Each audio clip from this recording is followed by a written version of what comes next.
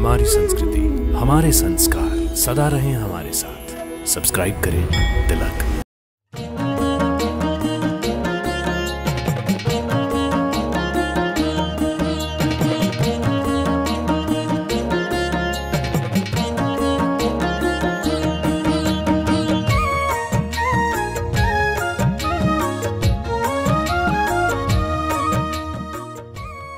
हर हर महादेव।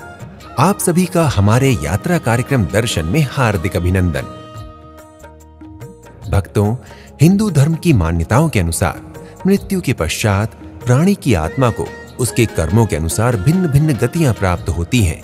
अच्छे कर्म उसे स्वर्ग प्रदान करते हैं और बुरे कर्म नरक। कर्मों के अनुसार ही आत्मा को पुनर्जन्म भी प्राप्त होता है, किंतु आत्मा के लिए सर्वोच्च गति मोक्ष को माना गया है।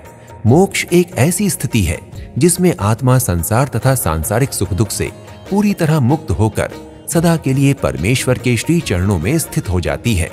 फिर उसे बार बार संसार में जन्म लेकर मरण तक के सुख दुख नहीं भोगने पड़ते।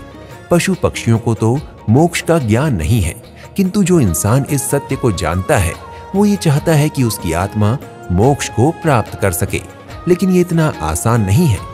हिंदू धर्म में मोक्ष प्राप्ति के लिए कुछ नियम, मार्ग तथा स्थान बताए गए हैं।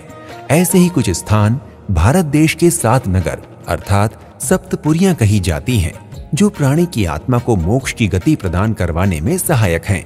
माना गया है कि इन सप्तपुरियों में से किसी भी एक पुरी में निवास करके या ईश्वर का ध्यान करके या इन स्थान पर देह त्यागने से मोक्ष प्राप्त होता है। पुराणों में ये सभी सप्तपुरियां तीर्थ मानी गई हैं। भक्तों, काशी में भगवान शिव को ही समर्पित एक और प्रसिद्ध मंदिर है, रत्नेश्वर महादेव मंदिर। इस मंदिर को मात्र ऋण महादेव मंदिर तथा झुका मंदिर के नाम से भी जाना जाता है, क्योंकि ये लगभग 400 वर्षों से 9 डिग्री के कोण पर झुका हुआ है। इतने वर्षों तक झुका रहने के बाद भी ये मंदिर आज भी ज्यों का त्यों खड़ा हुआ है। रत्नेश्वर महादेव मंदिर साल के अधिकांश समय गंगा जी के जल में डूबा रहता है। बहुत बार तो जल का स्तर मंदिर के शिखर तक पहुंच जाता है। ये मंदिर गंगा जी के मणिकर्णिका घाट पर स्थित है। मणिकर्णिका घाट वाराणसी में गंगा मैया का एक प्रसिद्ध घाट है।